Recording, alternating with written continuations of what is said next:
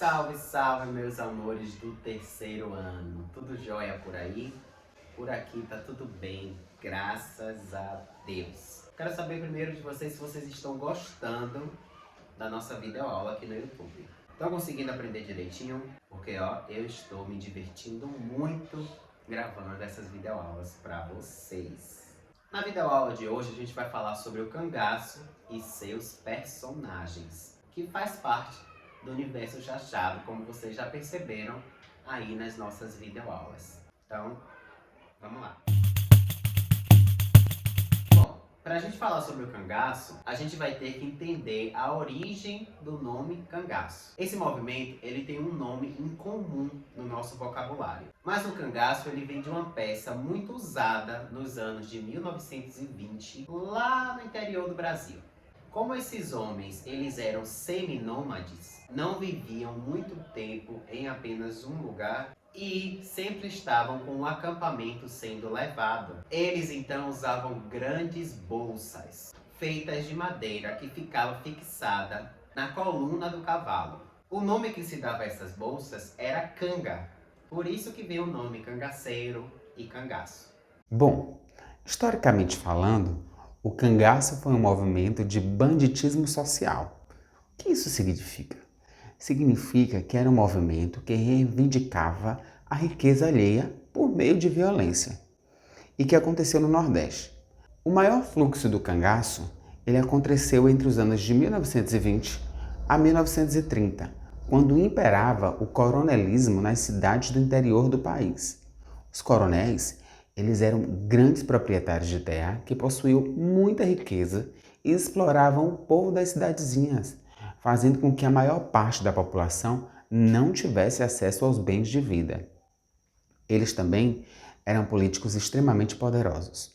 O cangaço nasce da indignação de homens pobres sobre essa acumulação de bens nas mãos de poucos e tem uma história longa de muita guerra com o Estado.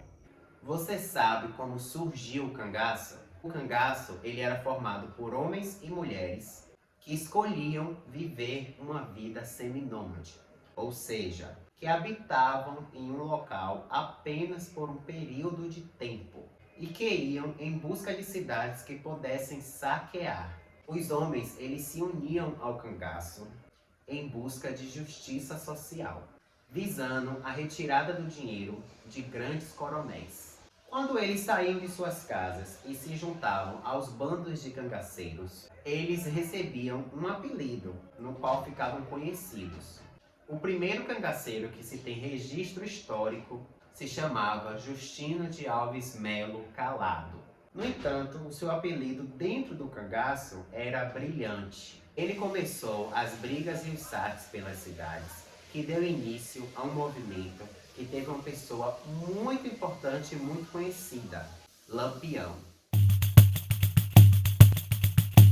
Seus principais personagens: Lampião, o rei do cangaço. Lampião, ele se chamava Virgulino Ferreira da Silva e foi um dos muitos meninos que nasciam pobres no sertão de Pernambuco. Quando ele era criança, ele viu o pai dele ser assassinado em uma disputa de terras e isso o impulsionou para que ele fosse para o cangaço em busca de justiça. Seu nome ficou reconhecido pela brutalidade com a qual ele atacava as cidades. Por muitos, ele era considerado um justiceiro, que tirava do rico para dar aos pobres, e para outros, ele era apenas um bandido violento. Durante muito tempo a polícia tentou prender Lampião, mas não conseguiu. Lampião se casou com Maria Bonita, cangaceira famosa e que também participava dos saques do bando. Em 1938, Lampião foi pego e assassinado pela polícia quando tentava saquear outra cidade. Maria Bonita, a primeira cangaceira.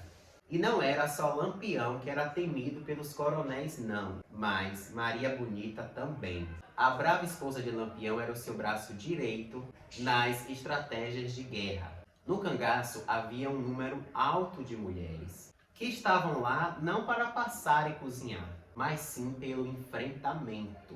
Maria Bonita era a mulher mais conhecida por dar medo aos homens. Só depois da entrada dela para o cangaço é que outras mulheres foram aceitas.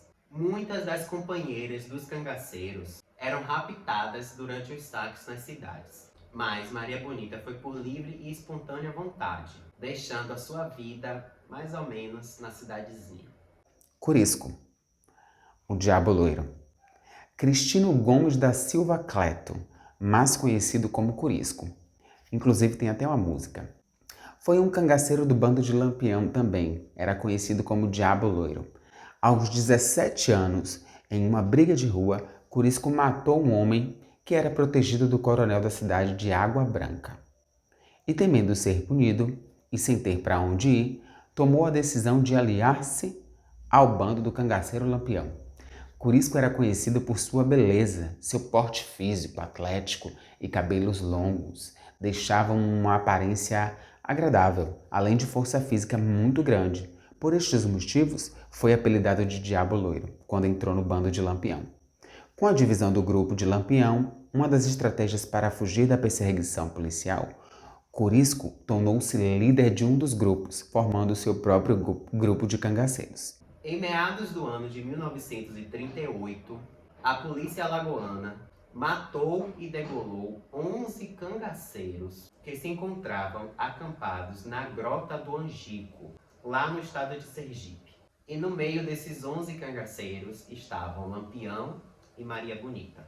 Corisco, ao receber essa notícia, resolveu se vingar furiosamente. Então ele se dirigiu até a fazenda Patos e, com instinto de vingança, matou e degolou Domingos Ventura e mais 6 pessoas da família do fazendeiro, acusado de delatar o bando à polícia. E Corisco ainda ordenou a um fazendeiro local levar as cabeças para o tenente João Bezerra, dizendo o seguinte: diga ao tenente que essas cabeças é para ele fazer uma fritada. Só que no meio dessa história tem um porém. Corisco assassinou as pessoas erradas. Os culpados por delatar Lampião e seu bando à polícia eram outros. Na verdade, quem fez a denúncia foram Pedro de Cândido e seu irmão, Durval de Cândido. Ufa, que história, hein, galera? Ó, mas a gente vai conversar sobre ela na nossa próxima aula, viu? Como a gente já sabe, toda videoaula a gente vai ter sempre o quê? Atividade!